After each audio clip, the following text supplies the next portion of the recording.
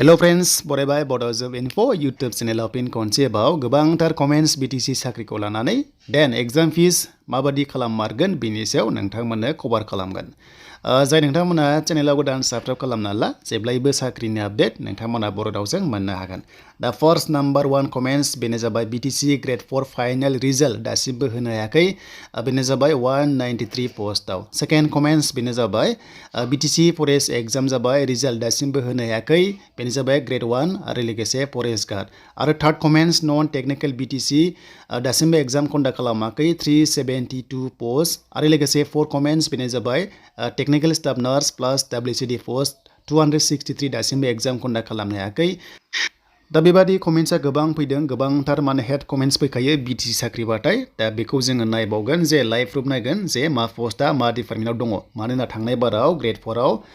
193 आव गोबांथार डिपार्टमेन्ट्स फैदोंमोन ना आरो बेयाव गोबांथार एप्लाइ खालामदोंमोन मानोना प्रपार गाइडलाइन्स गैयामोन जे माने मोनसे खालामनांगौ ना मोनथाम खालामनांगौ बेखायनो 6था 7था खालामनायाव 6था 7था एडमिट फैदों बेनिफ्राय मोनसे एडमिटल' एक्सेप्ट खालामनाय जादों बाखि एग्जाम फिसा ओरैनो दैयाव थांदों। दा बेबादिया जादों बेबादि जाथाया जामारदों 100% जादों।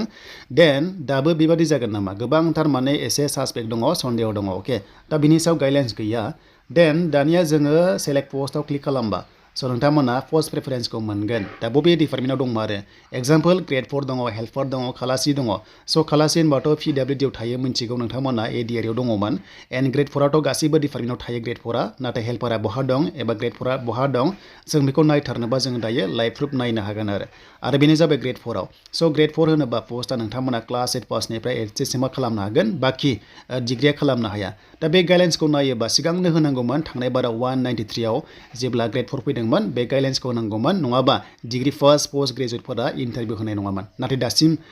जिनोखि इन्टारभिउ होदों गासैबो माने डिग्री फार्स्टआबो होदों आरो लोगोसे पोस्ट ग्रेजुवेट होदों। दा बेखौ नायोबाथ' जिनोखि थांनाय बाराव होदों नोंथांमोना सेलेक्ट जायाबा जानो हागौ दानि गाइडलाइन्सआव होनाय बायदिब्ला थ' बै समावनो होनांगौमोन जे IPO दानाय नङामोन बयबो एग्जाम फिसा ओरैनो दैयाव थांनाय नङामोन। दा बिथांमोना मा खालामो बे उननि बाथ्रासै जानो हागौ नटिस होनो हागौ BTC आ। स' दानिया जों बेखौ क्लियार खालामबाय देन दायो जोङो Gr-4 खौ जों सेलेक्ट खालामसै जास्ट मोनसे Gr-4 सेलेक्ट खालामनानै मा डिपार्टमेन्ट दङ जों बेखौ दायो नायनोसै। स' दायो जों मोनसे नोजोर होबा नुगोन BTC सेक्रेटारि दा बिनि लास्ट डेटआ दाखालिनो जोब्बायमोन बेनो जाबाय 7 एप्रिलाव जिनोखि PNRD डिपार्टमेन्ट बिनि लास्ट डेटआ 7 एप्रिलानो लास्ट डेटमोन थ' दासिमबो पर्टेलाव दङ जानो हागौ बेखौ दाबो मानो बोखाराखै मिन्थिला बाट बेखौ बोखारनांगौमोन मानोना लास्ट डेट जोबखाबाय आरो बारायनायनि नटिसबो फैयाखै एन्ड 256 पइन्ट सामथिं एग्जाम फिसखौ बेयाव लानाय जादोंमोन। स' दायो जोङो Gr-4 खौ जोङो डिसकास खालामबा आं फार्स्टआव माने Gr-4 खौ लादों जाहाथे खोथाया माने नोंथांमोना बुजिसिनो थांनाय बाराव पोस्ट दंमोन ना बेनो जाबाय Gr-4 आव 193 स' बे एग्जामनि रिजाल्टआ दासिमबो होआखै अके 193 आ दंमोन आरो बेयाव गोबां डिपार्टमेन्ट 6था 7थासो हाबना दङमोन दा बेयाव एडमिटआ खायसे मोनसे मोनदों खायसे 7था मोनदों नाथाय इन्टारभिउआव मोनसेयानो जादों अब्ला खायसे फिसा ओरैनो दैयाव थांबाय मानोना प्रपार गाइडलाइन्स गैयामोन जे मोनसे खालामनांगौ ना मोनथाम खालामनांगौ। दानिया जोङो नै Gr-4 सेलेक्ट खालामबा सेरिकालचार एग्रिकालचार आरो PWD फैदों मानोना बे पोस्टआ थांनाय बाराव गैयामोन Gr-4 आव 193 आव स' बेखायनो बे डिपार्टमेन्टआव Gr-4 आ गोदान ओंखारदों बे क्लियार जाबाय स' नोंथांमोना बुजिबाय दायो एसे बेले बेजे सानदोंमोन बेनो जाबाय थांनाय बाराव एग्रिकालचाराव PWD आव बा बेबायदि गैयामोन। देन जों सेलेक्ट खालामबा नेक्स्टआव अफिस पियनाव मा फैदों होनोबा डिपार्टमेन्टखौ सेलेक्ट खालामबा इरिगेसन थांनाय बाराव इरिगेसनाव फैदोंना फैयाखैमोन नोंथांमोना कमेन्ट सेक्सनाव लिरबानो जाबाय आंनि बादिबा थांनाय बाराव इरिगेसनाव Gr-4 आ फैयाखैमोन जानांगौ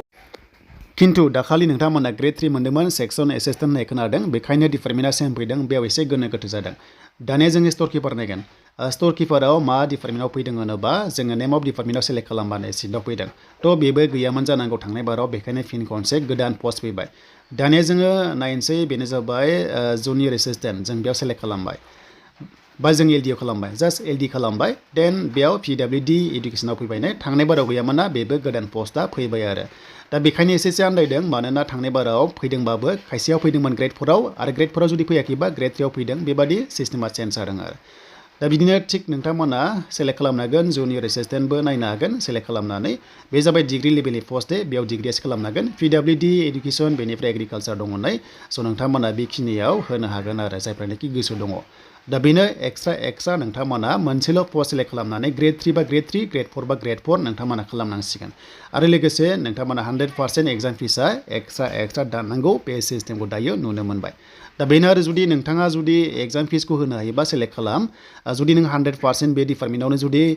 नोंथाङा प्रिफारेन्सखौ होदोंबा सेलेक्ट खालाम नङाबा ग्रेड 4 आव सेलेक्ट खालाम गोसो नोंनि जेराव गोसो दं बावनो खालामबानो जाबाय नाथाय जुदि नोंथाङा जुदि एसे जुदि रां होनो हायाबा स' नोंथांमोना मोननै मोनथाम खालामनानै लाब गैया मानो होनोबा स' खायसेया पस्टआ खमबो थानो हागौ आरो दा पस्ट प्रेफारेन्स पस्ट ब्रेकआपखौ नुवाखै नालाय